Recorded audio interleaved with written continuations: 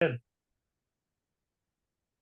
Welcome you to Porch Talk. This is your host, Alan, and this is a Zoom call out to the Pacific. And you like punk music, you like graphic novels, you want to hear a cool story. Kathy's Bordello. I have Kevin Zoldan with me, dude. Kevin, how you doing? I'm doing really good. It's Kitty's Bordello. But yeah, doing really good, man. Appreciate you for having me on. Appreciate it a lot. It's awesome. Yeah, man. Man, before we get into to the graphic novel, I just wanted to get the rundown on who you are, man. Tell me a little bit about where you from. I'm from Virginia Beach, Virginia. Absolutely shaped me. I love Virginia Beach. It's awesome. But I moved away. I lived in San Diego for about 10 years.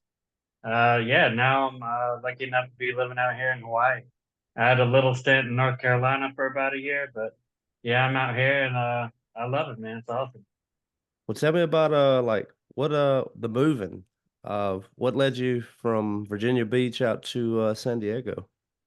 I'm just nomadic, man. I always wanted to move out there, and the time was right, so I just did it. And didn't have much. I had like three bags, and moved out there anyway, and made it work. And that was fun, man. It was a good adventure. I hear you, dude. Yeah, that's you went East Coast, West Coast, East Coast, West Coast, and now you on Hawaii time. Yeah, now definitely in the middle of the Pacific. It's crazy, man. But it's fun out here. It's great. Very, very grateful to be out here. Yeah, man. So if you don't mind me, what island were you on? Were the fires, did that affect you? No, well, it did affect us. So we're not on Maui. We're on a pretty small island. I don't really want to talk about the island too much. Just it's really small, and I want the to respect everybody's privacy. Sure. It's only 3,000 people. It's extremely small. But they have a few resorts, and I'm able to work at one of the resorts as a bartender right now, and I absolutely love it. It's great. But Maui, that was our harbor. Lahaina was our harbor to get in and out of civilization, pretty much. And yeah, it was the saddest moment ever. I was actually doing a podcast when I like right before I found out about the fires, and I was like, man, this is crazy. But you know, it's seeing the community come together and doing everything that they are have been doing for the community is amazing. And the banyan trees, like the historical banyan trees, survived it. So Oh, great. something good came out of it. Like nature prevailed, and it's gonna bounce back and make its comeback, man. It's awesome. Yeah, man, I couldn't imagine, just the resilience of the people. Like, one thing, you're not in the continental US anymore. I mean, you're on an island, and when something horrific like that happens, I imagine it's incredibly stressful, and you begin to really think about, okay, well, life just probably permanently changed for a while. We're going to have to make some moves. Yeah, definitely, definitely, it definitely affected everybody. We had a lot of friends on the island that had family over there as well, so got to hear some personal accounts of it, and very tragic, man. But to turn it to a positive, it's so great seeing everybody come together when needed and really kind of support and encourage each other and do everything that they can. Um, yeah, yeah. Cool, man. Well, what about like growing up, like during middle and high school? What were you into? So when I was really young, I played baseball, but I got into punk rock about 13, 14. Um, got into, some local friends were going to shows and things like that. It was awesome, man. It was fun. It was like a group of outcasts, getting together, forming their own community. And it was amazing to be a part of it.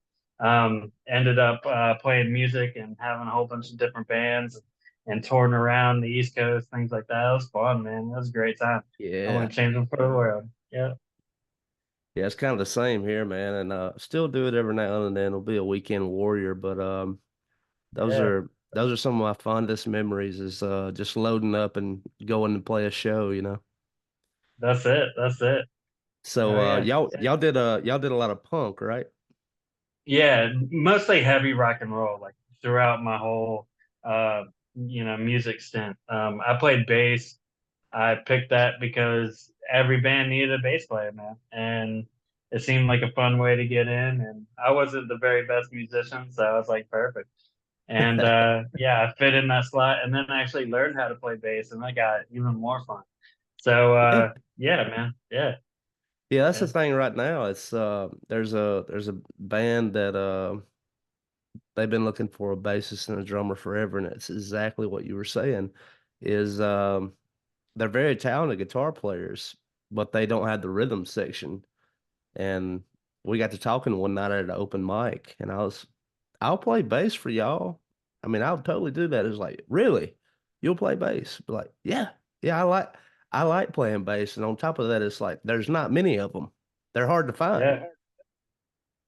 Very true, man.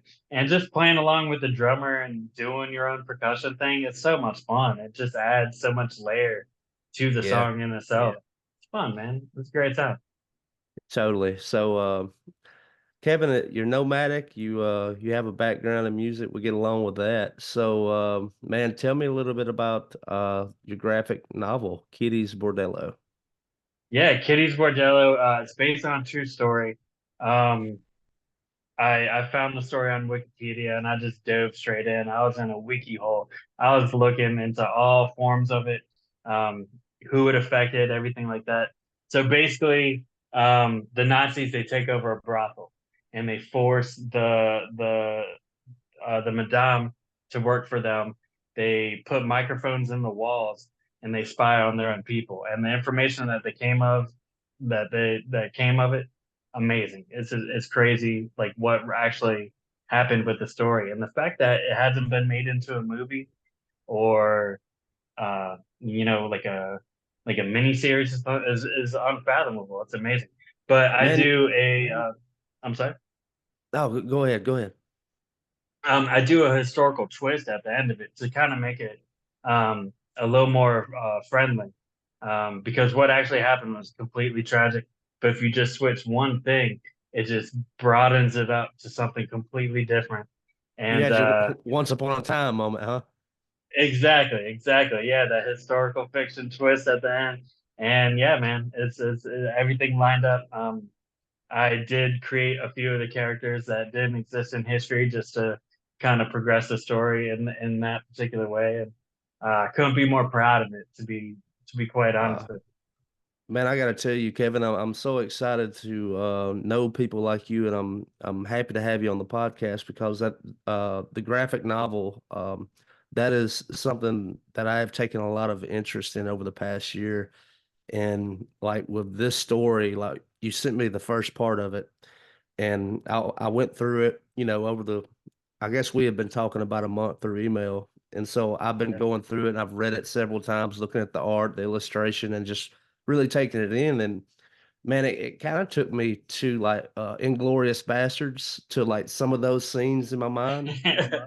Yeah. So Yeah. so if y'all are out there listening or watching, however y'all are ingesting this, is man, I think Kevin's got a little Tarantino in it, man. For sure. I'm hugely influenced by Tarantino. A major one. If you read comics a lot, Garth Ennis is a huge inspiration of mine. He did Preacher and a bunch of phenomenal stuff. He did The Boys and everything like that. But Preacher is really the comic that kind of shaped me a little bit. Um, just I like violent stories that have a purpose Yeah. and the action of violence is meant to portray something. And it just the way the actual story and the characters were talking and lining the story up, it just kind of unrolled very naturally, and I couldn't be more proud of it. It's a joy to read, even though it's based in history and it's pretty um, compact in some parts. Uh, it's entertaining at the same time. So you don't need to know anything about history to enjoy the story. Kind of like Inglorious Bastards. Right, yeah. So man, you said that you dropped down the Wikipedia rabbit hole, but like, how did you get to that rabbit hole? Have you always been kind of a history buff, or? Yeah, yeah, I like history. I I wish more people did like history because I feel like you can learn a lot and prevent things from happening again. Like history is the best teacher, really. You know, if you learn from past mistakes, you're not going to make them again. So yeah, I like history. I find it pretty interesting. Right on. And so like man, like Nazi Germany and just that World War II, very popular as of late. Uh, and I mean, right when you sent it to me and you were just giving the debrief, I was like, okay, I'm definitely going to scope this out. And then, how did you meet the illustrator, the guy who would do the art? So his name is Abel Garcia. He's from Barcelona, Spain, and his portfolio is just up on Instagram. I was looking it over. I was like, this dude's amazing. So I found out the courage to reach out to him, and I was like, hey, just kind of broke the ice. And guy's amazing. He's so talented, so fabulous. I can't say enough good things about him as an artist. And I gave him three characters. I wanted to see what he would do because they have to look like the people from history. They have to show a resemblance. And he sent me back the three characters, and I was like, "This is my dude, man. This guy's awesome." So yeah, we were able to get the relationship going and get this project rolling, and couldn't be more grateful. So how long has the project been going on now? Like you sent me part one. Is all parts complete? So he's working on it's 5 books. It's a total of 5 books. He's working on book 4 right now. Oh, wow. And I'm a release them like every 6 months, something like that. But each book takes about a pregnancy. It takes about 9 months to make. Just going through revisions, things like that. It needs time to incubate. So yeah, been working on the story since 2019. Um, it took a lot of research. The first 4 books are pretty much historically factual, completely, and then I do that twist at the end just to make it um, a good, entertaining story with an ending that you're looking for, and a tale like this. Man, yeah, props to you, man. Just like with part one, like that was a aspect of history, like sitting in history class and learning about that time is obviously not in the textbook. So, man, like way to find an interesting story that is very captivating. And I mean, good grief. I mean, we're in a brothel and like there's this operation set up and Kitty doesn't seem to be into it, but then she's kind of, okay, how can we twist this? How can we work this? Because like Yeah, she not to give too much about her character, but I love that development of her is like she was helping some of the Jews get out of the country. yeah, And then the Nazis approached her to be like, hey, we need your help. yeah, yeah, yeah. To put in pretty simple, we Yeah. don't need your help. They threw her in a prison and yeah, did some horrible things to her to make her listen, an offer you can't refuse, right? So yeah, it was pretty traumatic what happens to her. There's definitely some violence in the book, but again, you have to build up the bad guy before you tear him down. I want people to hate these people because of what they did. Yeah. You got to play with emotions, and the only way you can do that is to show them some horrific stuff that they did. I don't think it's too far out of the realm of taste, but yeah, it's definitely not good, and it paints the story so you are extremely on Kitty's side throughout the rest of the story. Is this your first endeavor with storytelling and like creating this kind of art? So I did one book before. It's called Unbroken, and that book has a lot of special meaning to me. It broke me into the comic field, and I wrote it and found an artist in Canada, and he did it phenomenally. It did turn into just a one shot, but I got enough great feedback from that digitally all over the world. People really kind of latched onto it, and that was a lot of encouragement. So I wanted to step it up for the next project. Um, do something with a good community of people. I'm putting it out with lesser known comics. Phenomenal people. Can't say enough good people about that. And it's being printed through CWS Comics Wellspring, top quality printers over there. really happy to be a part of this team. And yeah, I'm happy to see that it's not just going to be digital only. It's going to be available in individual issue print. That's something that's extremely special to me because, just it's Be like able to Field of hold it. Dreams, Exactly, exactly. Something that's tangible. It makes it a little more real as opposed to just reading it on your tablet or something like that.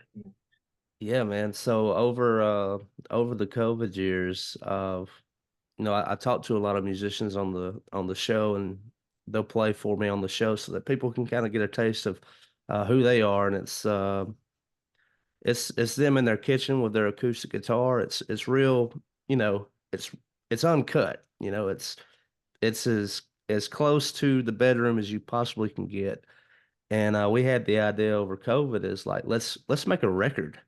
We'll do a compilation record, and we'll let the fans of the show vote their favorite songs, their favorite artists, and we'll compile them. And man, the artwork, compiling the songs, getting it mixed and ready to be pressed on vinyl, and then finally having that product in your hand, there is nothing like that in the world, dude. Yeah. Congratulations on finishing that project too. It's so great when somebody starts and finishes a project. It's something that Hmm. needs to be celebrated, and that's artwork, that's community, that's what makes you an artist. So doing that, it's you putting yourself out there. That's amazing. Congratulations on that, man. That's great to have that tangible Yeah, vinyl, especially vinyl sounds so amazing. I love yeah, it. You get those deeper bass notes in there, those frequencies, and it just doesn't sound like anything else. So congratulations on definitely going that route as well. That's amazing. yeah. And that's great, man. Like I like that you're working with a guy from Spain, you work with a guy from Canada, and that's we have an artist here. I'm in Starkville, Mississippi, and you go over to his house and he has this huge painting, and it was done with over 100 international artists, and um, they did it in blocks, and so one would start and it would just be sent, and they all had a little bit to do with each block, and by the time they got done, you're looking at it and it's like just picture yourself at an art museum, and you would literally have to sit with this piece for 30, 45 minutes, and you're still not soaking everything in, just all the detail, you know? Yeah. It's Yeah, insane.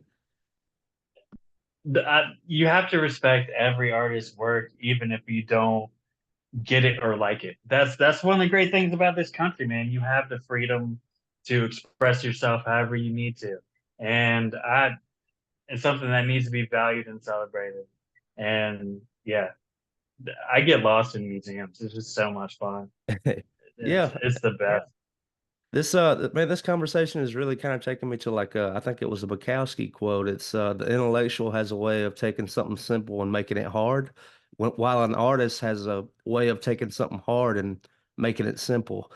And I love that. man, yeah. And I mean, I think that's that's a big part of like what we do as artists, and getting out here and working with other artists, even if they're on the other side of the globe, to kind of tell the story. So the first three. The fourth one is in the process of being illustrated. So, and we'll plug this again at the end, but just for those listening or watching, how can people connect with you and get their hands or eyes on Kitty's Bordello? So it's going to be released through Lesser Known Comics pre-sale July 1st. It'll be available through their website, lesserknowncomics.com. Um, and yeah, if so, so I have a little goodie pack too, and people can email me directly if they want the little goodie pack. I'll be happy to send it out to them. It's this little sticker, pizza party attestation. This little mini comic. Yeah. It's got great artwork in it, Oh yeah, that's like the nice. whole like a good little series, and it folds out into a poster. So not only is it a mini comic, it's a poster, and got some postcards as well. So Right on. they can email me at pizzapartyattestation.com. I'm sorry, pizzapartyattestation@gmail.com. I will have a website up shortly. pizzapartyattestation.com. I have a gentleman working on it right now. But yeah, yeah. So again, so happy to be working with this crew with lesser known comics. They put out amazing things. They have amazing artists, Max Milo Flowers. They just put out Bubbles, phenomenal comic. Bunch of other things as well. They always have projects going on. That's great to hear. Like I think over the years with Marvel and DC, that's the big ones that people typically flock to, not only because of the movies, but just because of the stories that have been told for right at 100 years now. Yeah, So it's great to hear about lesser known comics or whomever else is just putting in the work, because a lot of times I think it feels like that field, if you're not working with DC or Marvel, it's like, how are people going to find this? How are people going to enjoy this? It's easy. I mean, think about Spawn or some of these other ones who are, they're not on DC and Marvel, and we tell and we know these stories just the same. So, way to get into that space, because it seems to me like between American comics and manga, like if you go to a bookstore now, it is completely taken over, and so yeah, it's good to see that American presence come back, because people don't seem to be reading and enjoying American comics like they used to. yeah. I agree with you. Manga, it has some good tales in it. Don't get me wrong. But I've always gravitated towards the artwork of Vertigo, smaller presses, um, Image, all the smaller ones, Dark Yeah, Horse. Image. Yeah, Image. I mean, they're a phenomenal company as well. They're creator of all their titles. They're not trying to rip anybody off. Um, all those smaller titles, Mad Cave, Dynamite has good stuff if that's your type of artwork and things like that. Each one has a lot of value. So being in this creator-owned field with lesser known comics, and I don't have to worry about my property being misused or anything like that. It's I don't want to use the word blessing, but it is. I'm very grateful for it. Good-hearted people just trying to help the community. And that's exactly what punk rock did. That's exactly what rock and roll did for me. Growing up, I joined a community and got and dove into it head first. And that's the same thing that I'm doing with these comics. And being a part of it, nothing but gratitude. It's amazing. Right on, man. It's always great to find your people. And I mean, like you said, like stepping out of rock and roll into this new endeavor. Man, that's great, because I don't think you do anything for all your life. I think everything has a season, right? Yeah, And yeah. man, I'm happy for you, man. It's Appreciate it. nice to meet you and kind of hear your story. So man, I know we're looking into projection. I don't know if you like to speak things into existence or however your style, but let's say we get a part five at Saw Illustrated and lesser known comics. You have that real copy in your hands. What's next, man? Are you gonna Working do on like the Comic Cons, or I mean, what's going on? Yeah, so right now being on a remote island, we're not going to be here forever. It's a temporary situation, but we're going to enjoy it thoroughly as much as we can. Um, but probably not too long. Probably in next few years, we're going to be moving to a probably big city somewhere on the mainland. And yeah, I plan on doing a lot of more cons and getting out there, being able to meet people, going to comic shops, giving them the little mini comics, anything I can for promo that they can just give out for free. Just want to meet people, man. I love meeting people. That was the best part of playing shows. You got to meet people at the end of it, and with this project, I haven't really been able to do that with COVID and everything like that. We moved out here during COVID, so I never really got to do any of the stores, promotion in stores, cons, anything like that. So definitely looking forward to that. It's the best part to be able to meet people that are moved by something that you've created, and I can't wait for it, man. It's gonna be great. Yeah, that was Um, one thing, yeah, man. I have a friend of mine. He does all his music, but he only releases it on Bandcamp. So it's not on Spotify or your Apple Music or YouTube. It's only accessible on Bandcamp. And he has this insane following in Australia. And he's from Alabama.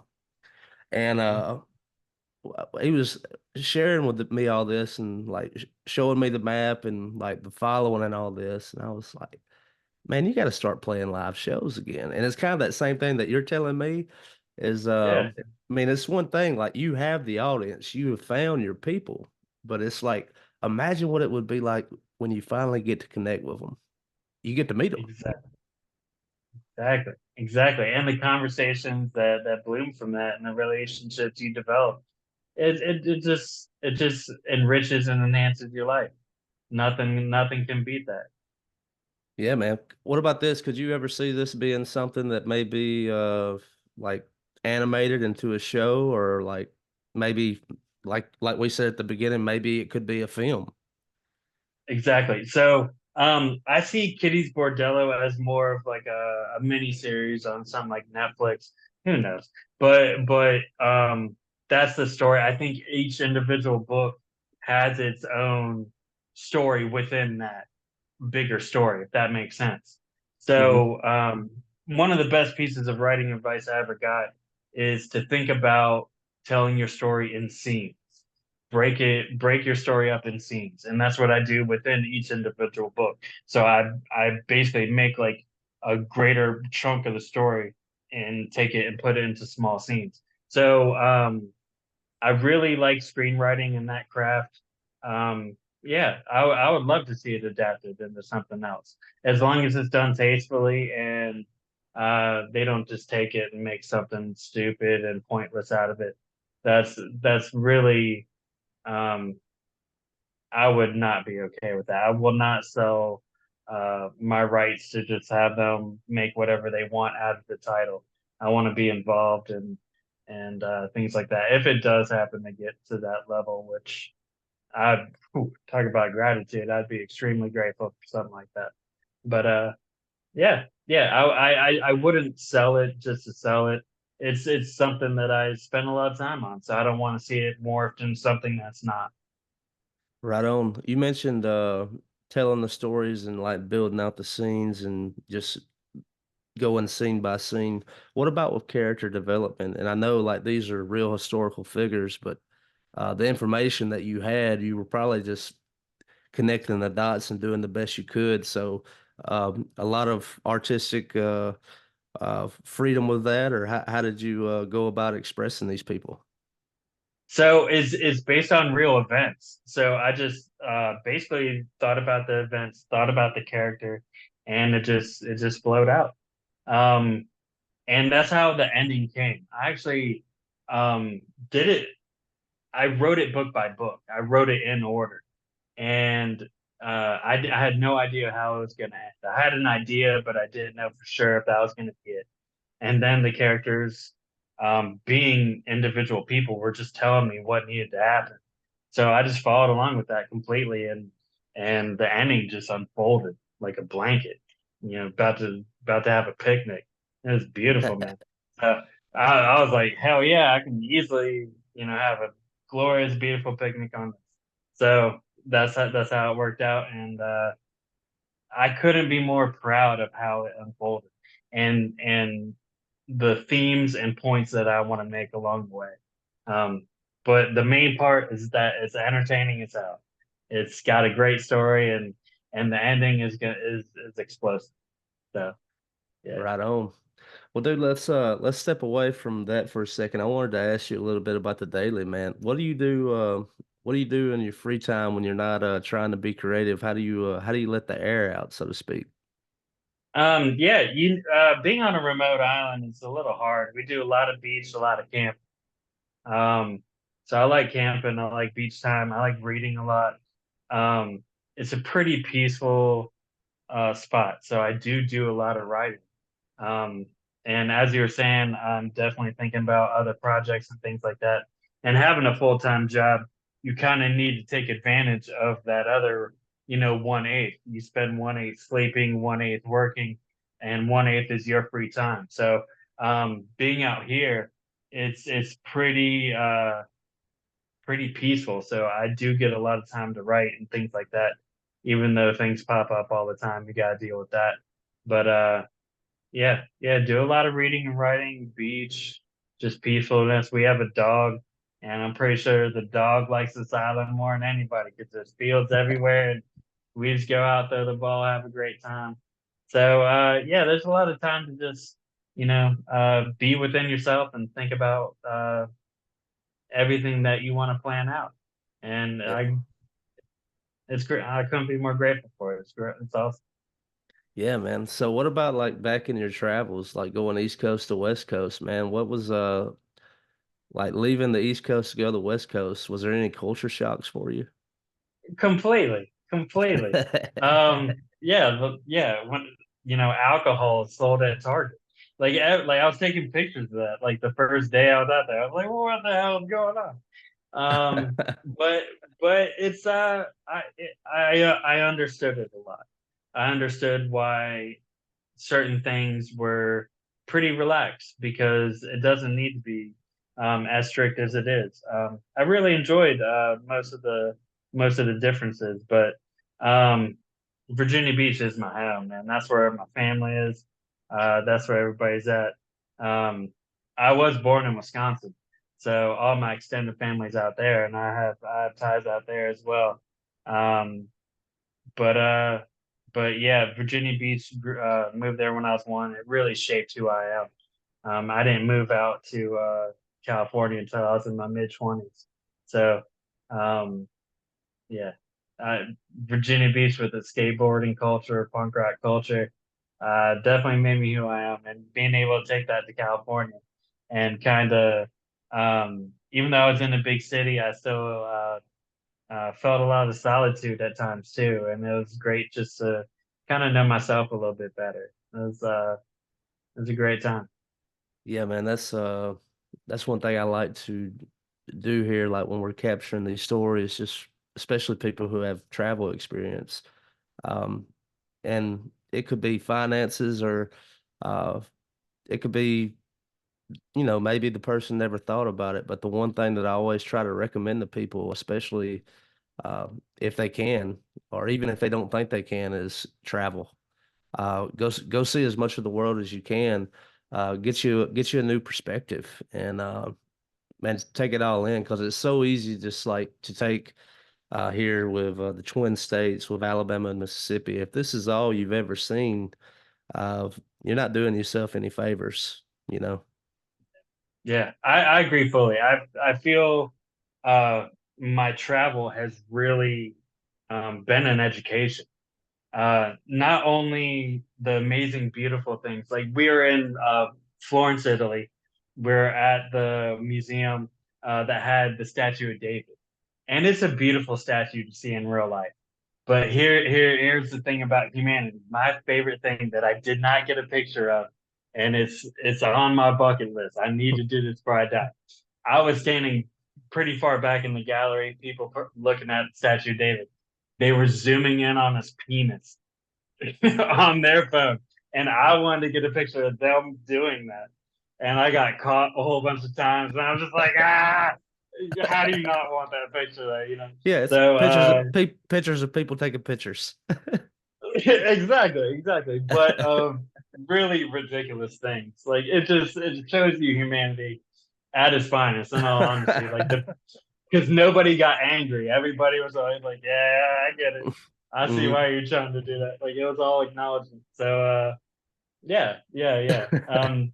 Travel and just stupid stories like that. Just the mundane day to day in like a different country, somebody doesn't speak your language, how you communicate. You learn so much just doing things like that and getting out there. It is hard. You gotta save up money, you gotta do it, but the the value that it adds to your life is better than taking a college course. It's Hmm. the what you learn is easily as valuable, if not more than that. So yeah. Absolutely. I remember, man, we went down to Santiago, Chile for 2 weeks, and yeah, I had taken Spanish in high school, and bare minimum. And I remember, family and friends, it's like, you're going to be down there for 2 weeks. You don't really speak Spanish. How you going to get by? And I was like, hey, we'll figure it out. Yeah. We'll be just fine. And dude, after about 2 or 3 days down there, I was jamming. Yeah. I was getting in Yeah. there. How, how do you do with Spanish? Can you roll your R's? Dude, not with a southern tongue. It's like Exactly. Exactly. It's like Spanish with a southern twang, and they always like smile and laugh, and it's good enough to get by. But There you go. but it's always not quite. Yeah. Yeah, you're not from here, but we appreciate your attempt to get it done. That's the way I always kind of felt. They were always like, "Thank you for your attempt." Yeah. Yeah. Yeah, dude. Like with a southern tongue, man, like any other language, it's always gonna have some kind of twang on it, I think. That's it. That's it. See, so accents are really, really important to me. I absolutely love them. In Kitty's Bordello, I have one character that is a spy, and he has like regular accent. He's British, and he has to do this Romanian Eastern European accent.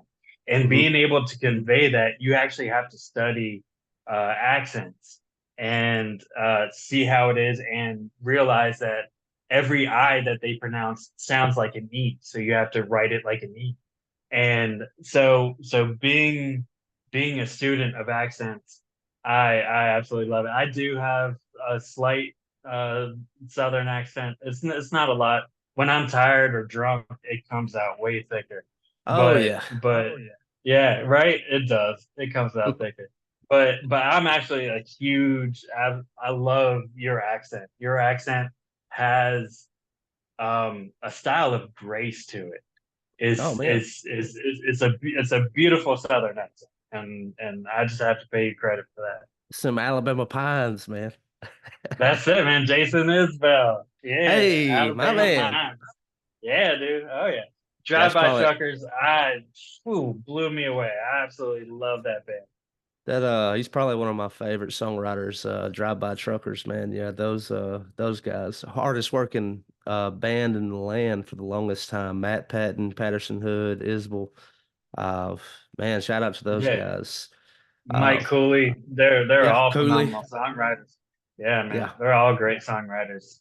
And what's crazy Each is one like has going back to go. those records and like listening, like obviously if Mike Cooley wrote it, he's singing it, but uh I can't picture like Isbell singing a Cooley song or vice versa. It's like it all has its place. Exactly. Each one has their own voice, but when they're together, and they even add their own like backing vocals and things like that, they're just when they were all together, they are the perfect band in my opinion. Couldn't be taken down.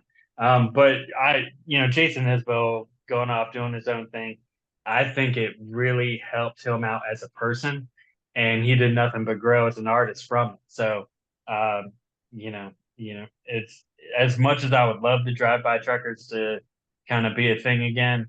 Um, it's better that it isn't, man, because is is Isbell is happy and alive, and I think if he stayed in the truckers, it would not be that way. Yeah, man, it took me a little while. Like sobriety with him, it didn't sit well with me at first. With some of the later writings that he did with the 400 unit, and Yeah. the more I sat with it, slowly it became some of my favorite work of his because I began to understand where he's at, and it was like, well, dude, if we still had that drive-by is, well, we might not have him with us today because I mean he was wilding out. Yep. And he got a lot of good emotion. He did win me over with that 400 unit stuff. I forgot which album it was on. It's got a whole bunch of flowers on it, like a tree changing leaves or something. But it's a song called Good. And it's just basically about I can't make myself good. He's relating his struggle as best he can to you, and it's relatable, and it identifies him completely.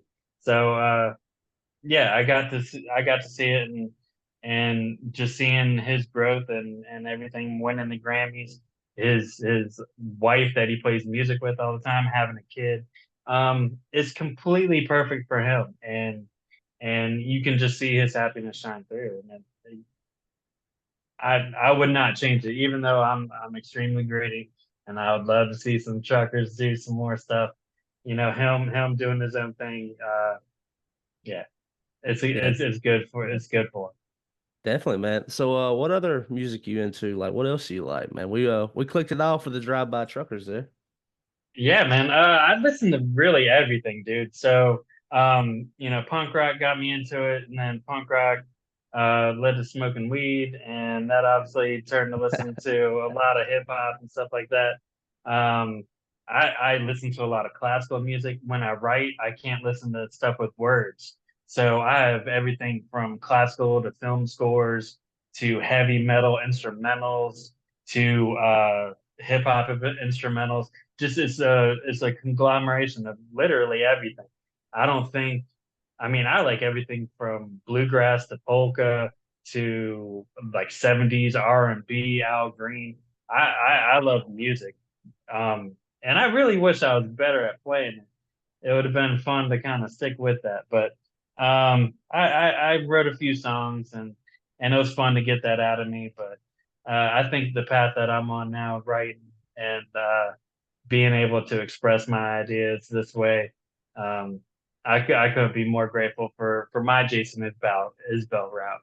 Um, Yeah. yeah, Yeah, I didn't know your music, but just getting to know your graphic novel work, man. I'm I think you're right where you need to be. I think you're finding yourself with that, man. Props to you. I appreciate it, man. Thank you a lot, brother. And I'm excited for you. Let's do three more questions and we'll walk it out the door. Sounds good, man. This conversation is great, man. So good talking to Yeah, man, I appreciate you taking me up on it. And you. Yeah. so question one is and we plugged it earlier, but if people want to connect with you, what is the best way to do it? Social media or you did plug the website earlier. Yeah, yeah. The pre-sale for Kitty's Bordello will be on lesserknowncomics.com on July 1st. You can email me if you don't like social media, just send me an email if you want. Pizza party attestation at gmail.com. I'm on Instagram, pizza party attestation. Um, yeah. Are you gonna have any links? Because attestation is a hard word to spell. Um, I'll link that in the description. I appreciate you, brother. Thank you.